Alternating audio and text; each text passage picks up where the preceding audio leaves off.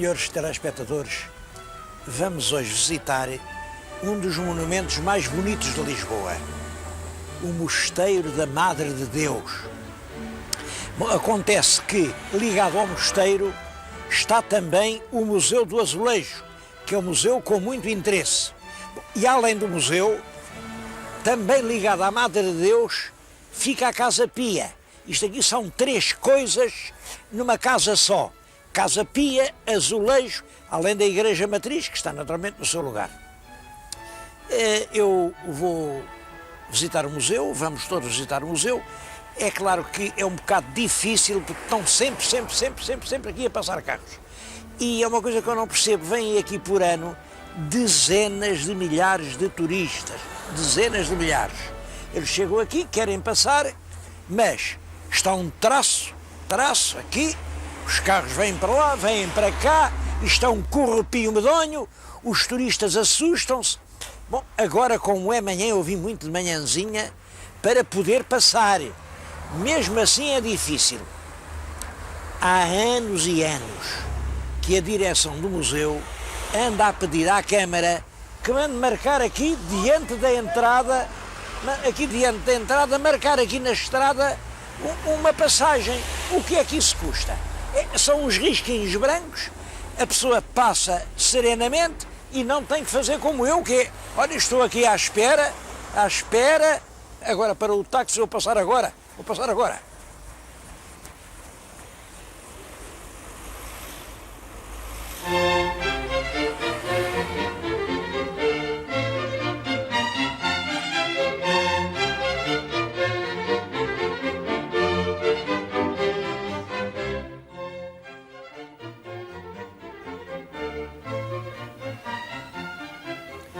O convento da Madre de Deus foi fundado pela Rainha Dona Leonor. É a mesma rainha que fundou as Misericórdias.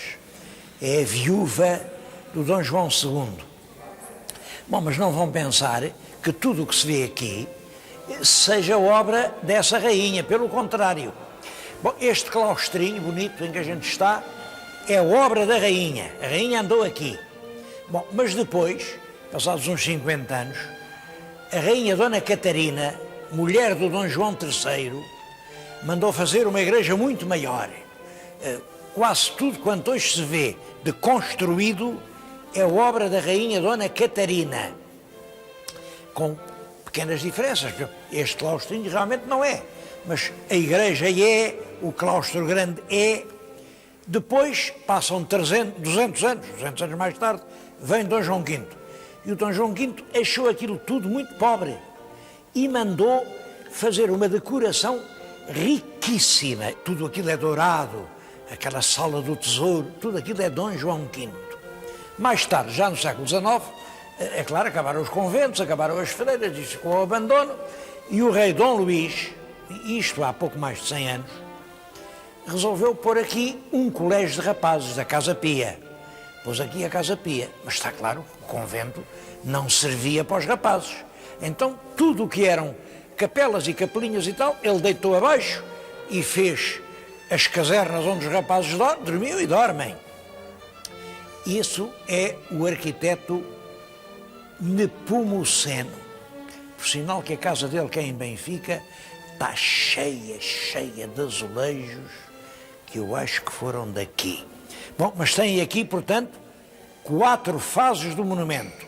Primeiro, Rainha Dona Leonor, no princípio do século XVI. Segundo, Rainha Dona Catarina, mulher do Dom João III. Terceiro, Rei Dom João V, na altura da riqueza vinda do Brasil. Quarto, o arquiteto Nepomuceno, que transforma o convento em colégio de rapazes.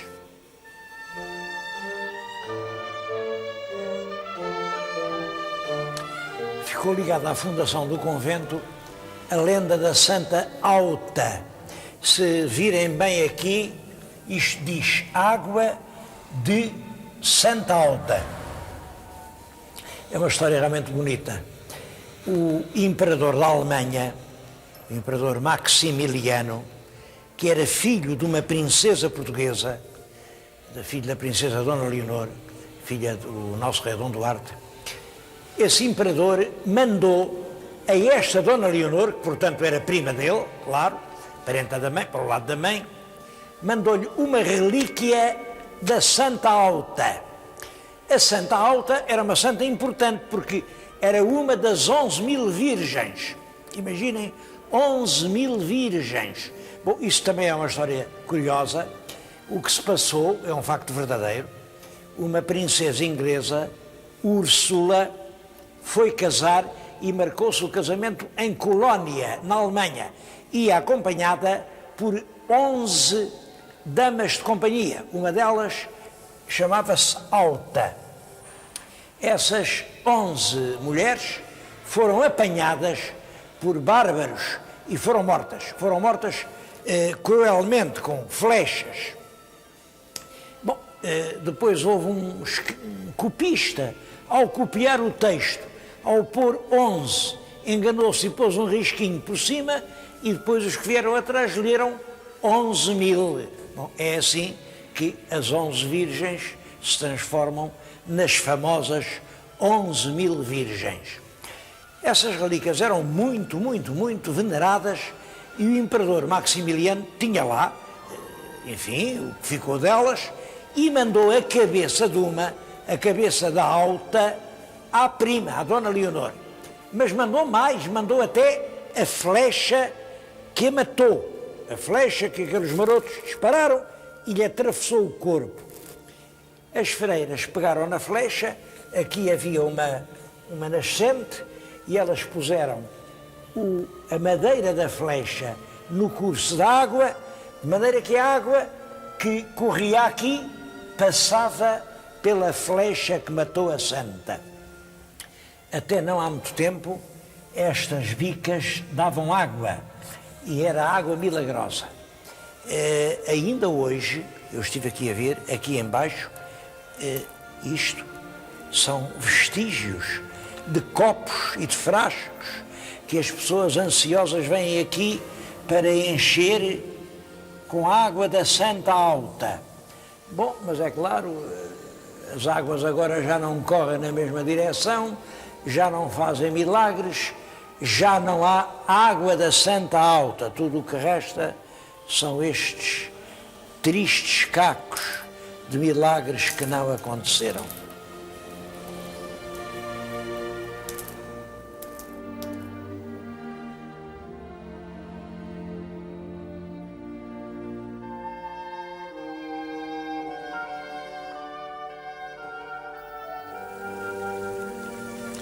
Aquele claustrinho pequeno onde estávamos é do tempo da rainha Dona Leonor. Depois a rainha Dona Catarina mandou fazer este claustro enorme em que agora estamos. Mas há uma coisa que não mudou. Havia uma fonte no centro do claustro pequenino, e a Dona Catarina mudou a fonte aqui para o centro do claustro grande. E essa fonte é um monumento incomparável. É espantoso como uma coisa destas tem passado tão despercebido aos portugueses. Como vê, é uma enorme e pesadíssima taça. A taça está aguentada por aqueles rapazes, eles são 6, estão todos a aguentar a taça, mas todos eles, como vêem, têm um letreiro, uma carcela, tem um letreiro que seguram, e estava escrito, e o que estava escrito em cada um era isto: já não posso mais, isto pesa tanto, eu sinto-me com sofrimento.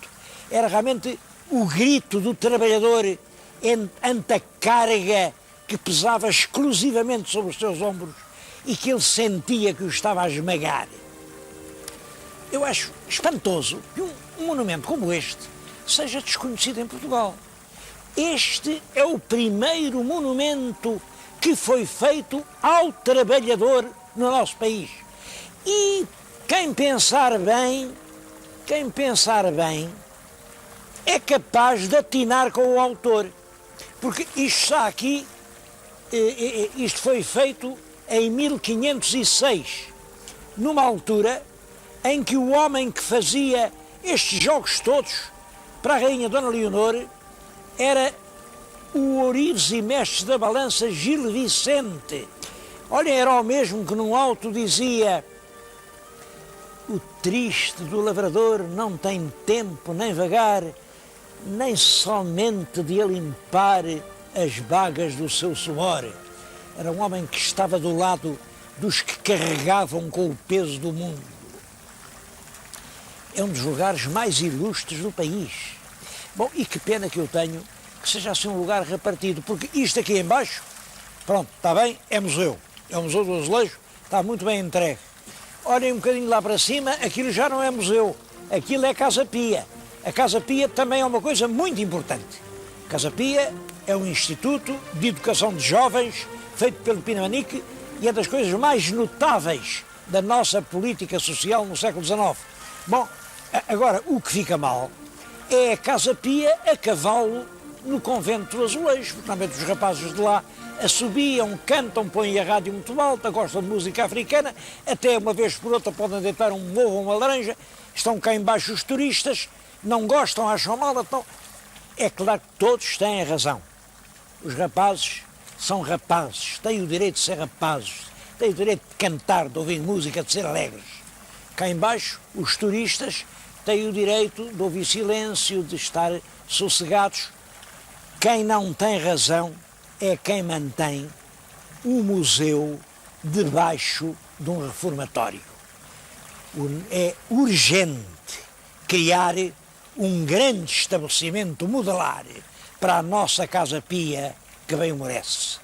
E é igualmente urgente criar um grande museu nacional ou internacional para o azulejo português, que possa reunir aqui gente de vinda de todo o mundo para admirar o que foi uma das raras criações originais do gênio popular português.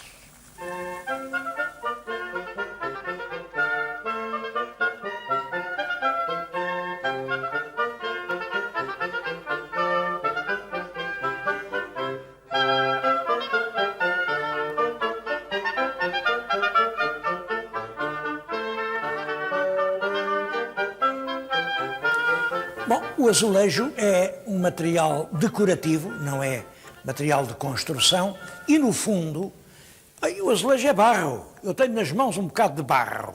Bom, é barro, mas é barro amassado em talento. A natureza deu o barro e o português pôs o talento. É claro que eu estou a exagerar um bocadinho, porque não foi o português que inventou o azulejo. O azulejo aparece em todas as regiões onde não há materiais nobres de construção. No Egito Antigo já há placas de azulejo, os persas usaram muito grandes placas de azulejo. Eu acho que é pelos persas que ele chega aos árabes e há uma grande azulejaria no sul de Espanha. Estou-lhes a falar junto de dois azulejos preciosos. Peço a vossa atenção para eles. São absolutamente preciosos. Aquele tem um F, com uma coroazinha em cima. E este tem um Y, um I, também com outra coroazinha em cima. Isto quer dizer Fernando e Isabel. Dizia-se nesta altura, tanto monta tanto Isabel como Fernando. É a unificação da Espanha sobre o cetro dos reis católicos.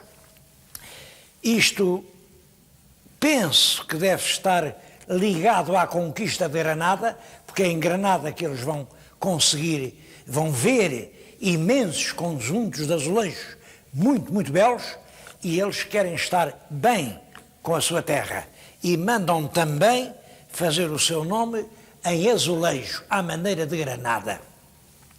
Pouco depois, era rei de Portugal o rei Dom Manuel, e o rei Dom Manuel não quer ficar atrás. Esse não manda fazer o M de Manuel, aliás nunca seria um M, seria um E, porque ele escrevia Emanuel. Mas encomenda para Sevilha milhares e milhares de coisas como esta. Devo dizer, esta não é original, isto é uma cópia, está a ser fabricada agora, mas quem for a Sintra lá encontra a esfera armilar. Isto quer dizer El Rei Dom Manuel de Portugal. E estes são dos primeiros azulejos decorativos usados em Portugal. A primeira grande obra-prima vão vê-la já a seguir.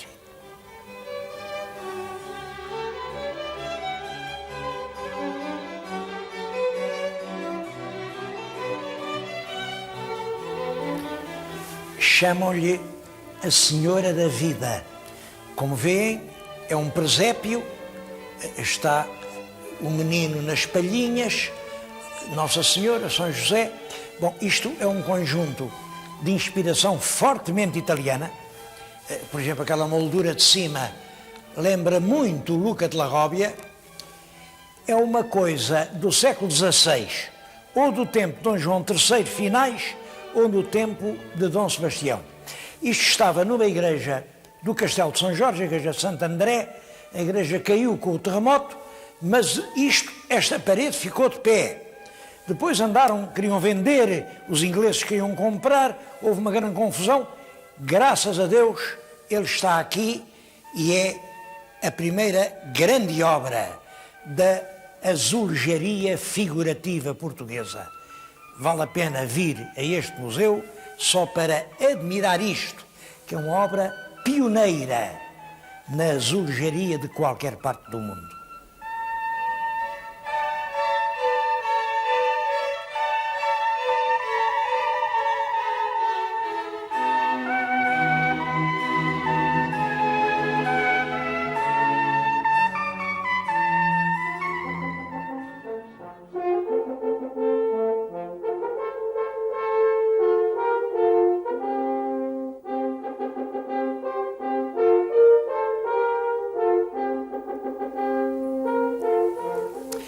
Estes azulejos é tudo quanto resta do Palácio dos Marqueses de Marialva, em Belém.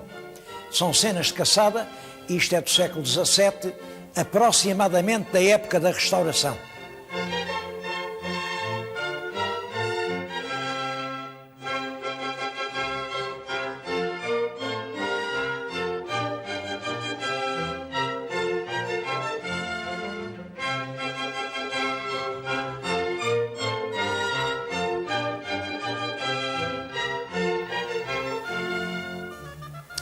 O Palácio Marialva, em Belém, era este. Como veem, está aqui os Jerónimos, está ali a capelinha de São Jerónimo, aqui é o Colégio do Bom Sucesso, ainda é como era. Bom, e isto dá-nos Lisboa no princípio do século XVIII. Se forem àquela ponta, lá veem o Terreiro do Paço, lá veio o Castelo de São Jorge. Nesta altura começavam os palácios a usar grandes painéis decorativos.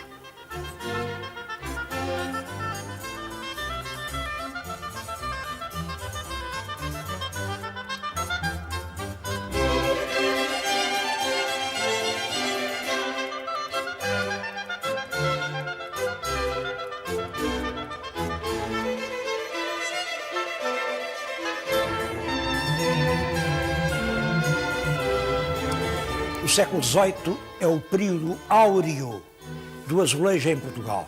Não, mas tudo acaba. Vamos agora ver uma série, a história do António Carneiro. Olhem como ele começou a vida. As calças rotinhas, os pés descalços, com o irmãozito às costas, começou a vida no campo com meio das ovelhas. Bom, mas a fase seguinte está aqui. Vai a caminho de Lisboa na companhia de um almocreve. Além já está a aprender o emprego. Está com um tio que o ensina a fazer chapéus. Ali já é ele quem faz os chapéus, ajudado pela família toda. Lá em cima vêem 2 irmãos, 2 irmãs e a mãe. A casa está cheia de chapéus. E estamos numa fase da história em que há muita gente a usar chapéu pela primeira vez. Ele já pode casar, vêem-no além. Aqui estava roto e descalço, vejam que ele além está bem enchapelado e encasacado. Casou com uma senhora que já tinha 5 filhos, naturalmente tinha fortuna e acabou como queria, a conduzir um carro rapidamente numa curva da cidade. Vai no carro a caminho de casa. Esta série, que é única no mundo, representa a rápida ascensão da burguesia no início do século passado. O pobre rapazinho que vem das berças acaba orgulhosamente a conduzir o seu carro nas ruas de Lisboa. Ele conduz o carro, mas os outros, que tinham vindo das berças como ele, quiseram conduzir mais do que isso. Em 1820, há no Porto uma grande revolução, derruba o regime tradicional e impõe um novo tipo de Estado. É esta gente, são os Antónios Chapeleiros, quem agora governa o país. Claro, a partir daí já não há dinheiro para forrar palácios de azulejo. Já não há dinheiro para encher igrejas daqueles soberbos monumentos que aqui se podem ver.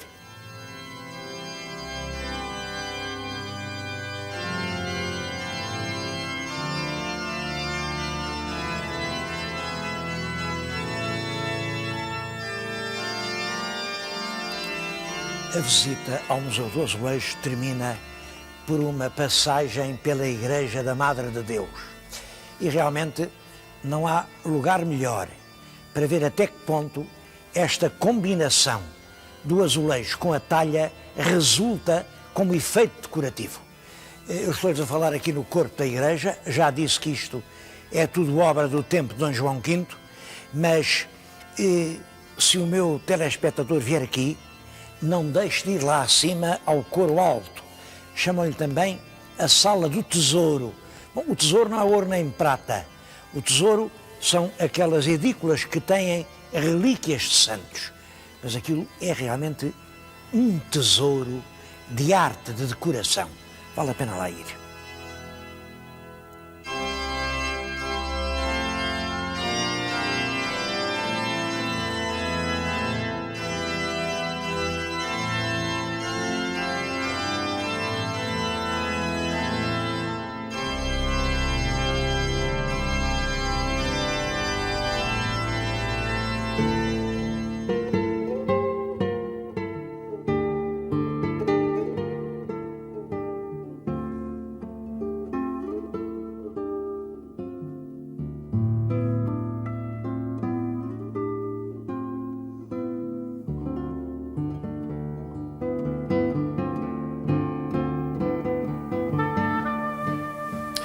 O gosto do azulejo nunca morreu em Portugal. E agora, no nosso tempo, ele está com uma grande intensidade. Eu quis trazer o meu telespectador aqui a uma oficina, uma pequena oficina, em que se está a fazer o azulejo como se fazia no século XVI. Uma das formas mais antigas do azulejo é o azulejo de aresta. Eu estou-lhes a mostrar aqui uma chacota e reparem, aqui está em relevo uma pequena aresta. Para quê? Porque isto que é um leão vai ser pintado de uma cor e isto aqui é fora do leão, é pintado de outra cor. Para evitar que a cor do leão passe para fora, tem que se fazer uma pequena aresta.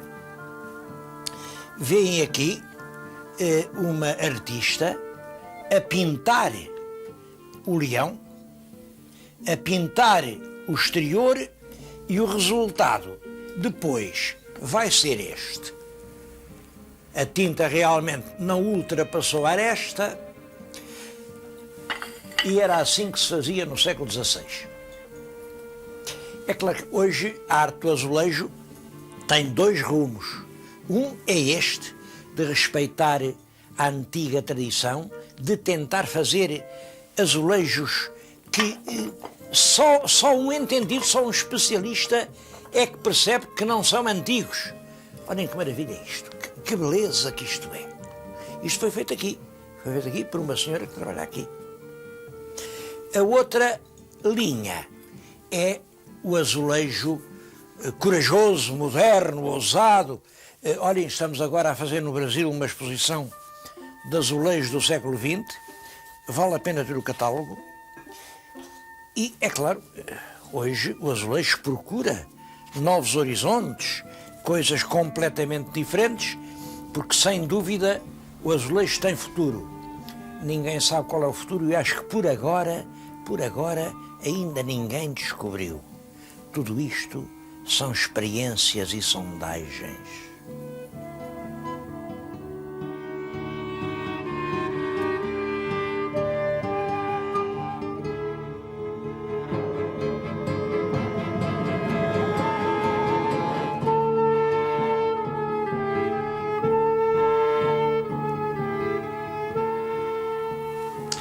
Entretanto, os azulejos de gosto tradicional, as cópias ou arranjos dos temas da azulejaria do século XVIII continuam a ter uma saída enorme.